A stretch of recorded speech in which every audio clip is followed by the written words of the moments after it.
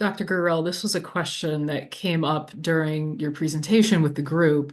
Someone asked if you could say a word about boundaries related to social media involving youth and adult leaders.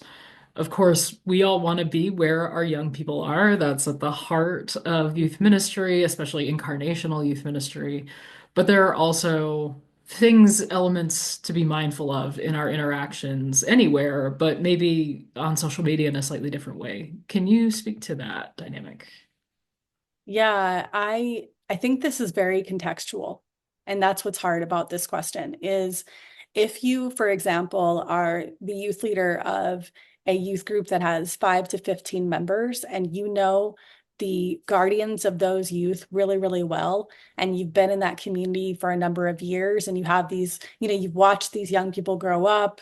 I mean, if you have these rich relationships with them and their guardians trust you and you've done a lot of training in sort of safety around young people, I can understand why those young people would want you to follow them and friend them in on Instagram, Snapchat, TikTok, and so on.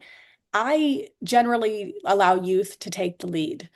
And I see it as my job is to help them, guide them in navigating digital spaces that are good for their spiritual, mental, relational, and emotional health. That's my job, is really to say, what are the challenges of this landscape and what are the opportunities? And I'm going to guide you with what I know about how to navigate this landscape well. And generally, the only way I know how to do that is that I ask the young people during youth group, during our hangouts with each other, what's going on in your life? What's going well? What's hard? And then specifically asking them, when it comes to being on social media, how does it make you feel? Does it feel good? Does it feel hard? Like, what is good? What is hard about it? And then that allows me to know the things I need to minister to in those young people's lives. And sometimes that doesn't, I mean, I would say the majority of the time, it doesn't require you being friends with them online or following them online to be able to minister to whatever their digital experiences are, or to rejoice with them when really good things happen to them online. So I just want to really encourage you that if you're a youth leader who doesn't use social media a lot, doesn't understand it, doesn't want to use social media, or feels like that's a boundary I don't want to cross. Like, I don't want to be friends with young people online. You don't have to in Mhm. order to help them navigate digital space as well. You can help that you can minister to their joys and their sorrows online without being friends with them online by just having a relationship with them and by creating experiences in youth group where you talk about their digital experiences and by utilizing some of the things I talked in the presentation, like helping them to understand the do's and the don'ts of the new media landscape. That's the most important work that you'll do as a youth leader.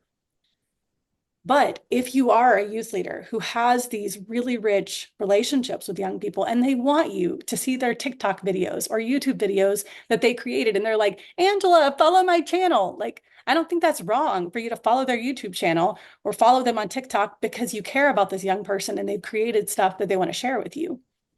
I would be cautious about showing up in their DMs, in their direct messages. I would be cautious, extremely cautious about commenting on everything that they post. I wouldn't do that. That can be overwhelming and suffocating to a young person. So even if they ask you to follow them or to friend them, don't be the adult like commenting on every single post, because that can feel like, okay, you're all up in my business. Just Mhm. like I really compare it a lot to going to a sports event. You go to a sports event and you want to support a young person, or you see them in the distance and they're in the audience too. You don't want to like go on the sideline, sit right next to them, like right in the middle of their friends, and you're like, hey, how's it going here? They're like, whoa, whoa. That's how it feels if you're commenting on every single post that they're sharing. So I think I would be cautious of, I wouldn't invite young people to follow me or friend me. I would allow them to do the inviting. I wouldn't comment consistently on their post. I would be cautious about how much I'm doing that. I would be more likely to talk to them in person about what I saw. Like, hey, I saw you created this new video. That was awesome. And what I liked about it was this. And I would be really cautious about like direct messaging them and texting them. When it comes to texting, my guidance for this is how well do you know their guardians? And If you have a really good relationship with their guardians and you've known this youth for a while, and there's a trustworthy relationship in all directions, then I would text them only though when it's appropriate, like I'm here at Starbucks waiting to meet with you for a frappuccino. Are you headed here? You know what I mean? I'm coming to your volleyball game tonight. Can't wait to watch like your team win. So stuff like that, that's very appropriate, that makes sense for the relationship where Mhm. the guardians trust you. Yeah. Not it's I wouldn't say texting with young people is not for long conversations about their feelings. It's not a counseling session.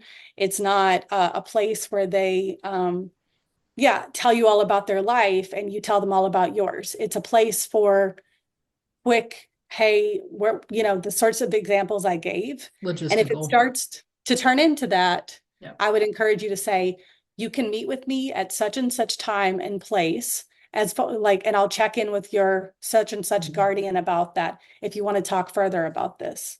Yeah.